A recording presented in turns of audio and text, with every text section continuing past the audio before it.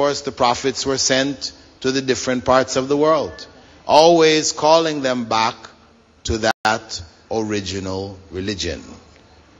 Islam holds, as Muslims claim, that that original religion was Islam.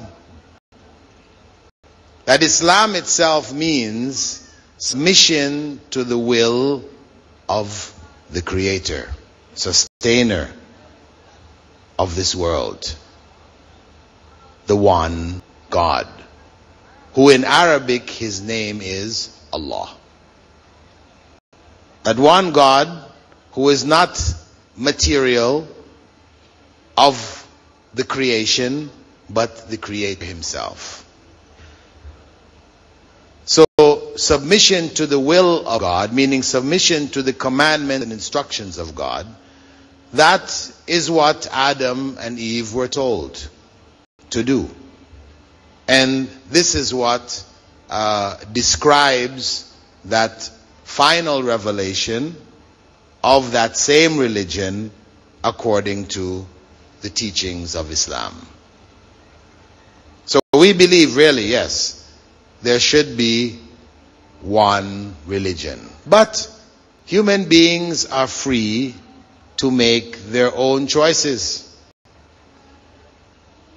Human beings are free to choose for themselves what they feel is best for themselves. And in the end, they will be accountable to God for their choices. That is the sum of our belief with regards to that. Yeah, next question please. Alaikum. My name is Shafi Ahmed. Sir, excuse me, this is a question answer session only for the brothers from other faiths. So if we have the time later on, probably we could accommodate, inshallah.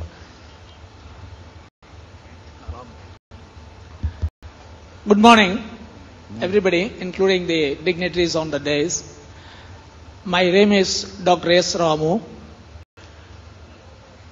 I am not a Muslim, but I was born and brought up in a Muslim atmosphere, educated completely in a Muslim school.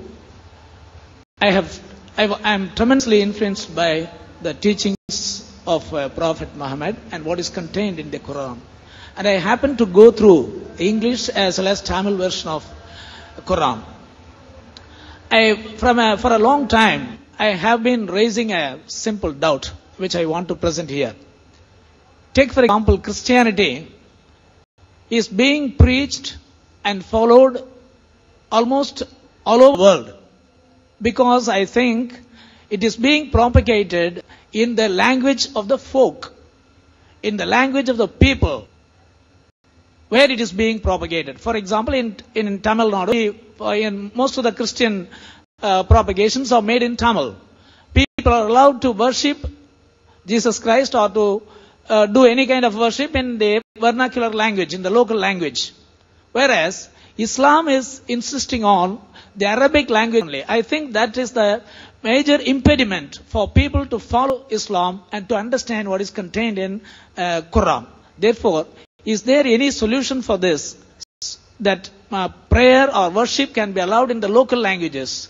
Quran can be translated in almost all languages and made cheaper, available to the people, so that even the common man can understand Islam and follow.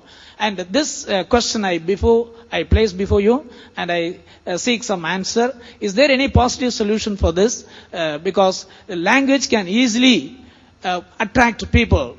Tamil language through which you can spread Islam, the good teachings of Islam. Nowadays, Islam is being the most misinterpreted religion. It is being deliberately done by some section of the society, which is not acceptable. I don't accept such a miscreant propaganda. Therefore, I request, is there any solution for this problem? And will you allow local languages to be followed in your worship? Thank you very much. Thank you very much as well.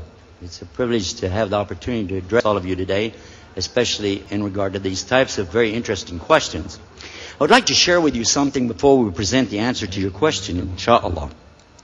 This is something now I'm going to, before I give you your answer, is to share something with my brothers and sisters in Islam. Whenever someone presents a question to you to address about our religion, there are two aspects. One is, of course, you should know what he's saying. You have to have an understanding of what the person is saying. The second thing is to be sure you understand how to present the answer. Otherwise, just say, well, let me get back to you and have a contact so that you can follow up. Please don't guess. That's very wrong in Islam. Now, in so doing, usually this is how I suggest for us to answer questions. And his question is very straightforward, upright, no problem with the question. However, some people's are not. Some people will come to you with something that's very pointed and very evil and say something, how come you Muslims are all terrorists? Well, this question presupposes a fact actually that doesn't exist. So you can't really answer it. And when somebody presents a question to you like that, I recommend that you begin by saying, thank you for asking me about my religion. Take a breath, and then tell them in our religion it's forbidden for us to lie. We must always tell the truth or be silent. Then mention to them that in addition to the truth, we have the proof. The evidences of Islam exist today as they existed 1400 years ago in the original tongue, in the original Arabiya. And it is a live language spoken today, so there's no doubt of what's being said. And even non-Muslim Arabs can go to these references and verify what I'm saying is true or not. So therefore, there's two reasons I'm not going to lie to you. One, I can go to hell forever. That's always number one. And the other is, you could check it out and find out whether or not I said was right or not. Okay? Then before you give the answer, tell them that many times people ask questions that contain statements which are incorrect. As in the question he just asked, actually had several conceptions that need to be straightened out before we can give the answer. So what you do is give them the example that I can't answer a question that has a false statement in it. If I do, it gives the wrong impression. As an example, if you told me, can you answer a question, yes or no? And I say, yeah, I can, go ahead. Is your mother out of jail yet? Well, my mother's not in. No. Yes or no? But my mother never went, no. Yes or no? There's only two choices. But she's not in it. Now, is your mother out of jail? Well, she's not in jail, therefore she's out of jail. Yes. Okay, I'm glad she got out. So, those are the kinds of questions that the journalists, people in the media, and those who like to twist things around will throw at you. No matter how you answer it, you lose. You lose. Okay? Because you'll never be able to get to the truth or share anything because you're starting on a false premise. Number one, I will go backwards with what you said. You said that the Quran can be translated into any language. That's not true.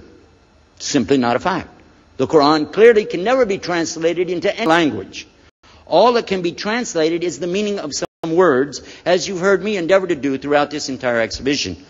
My background in the English language in etymology, the breakdown of words, and I enjoy doing it. And in so doing, we break down and discover what the source is. But that still does not translate exactly everything. It would take reams and volumes just to present Surah Fatiha, which is only 7 verses, if we were going to try to get meaning out of the Arabic to the English language. So that you can understand that language of Quran is not imitable. You cannot copy it. It will not work. That is a miracle of the Quran. When it says within it, if you're in doubt about it, then bring a book like it. And if you could translate it and make a book like it, then you could just prove the Quran was wrong. Go ahead. 1400 years and nobody could do that. Also, it says in the Quran that have not the unbelievers considered that if this were from other than Allah, they would find within it many contradictions. In the calligraphy that's presented us today on paper from Arabia, we find 604 pages, 6,327 ayahs or verses, and with them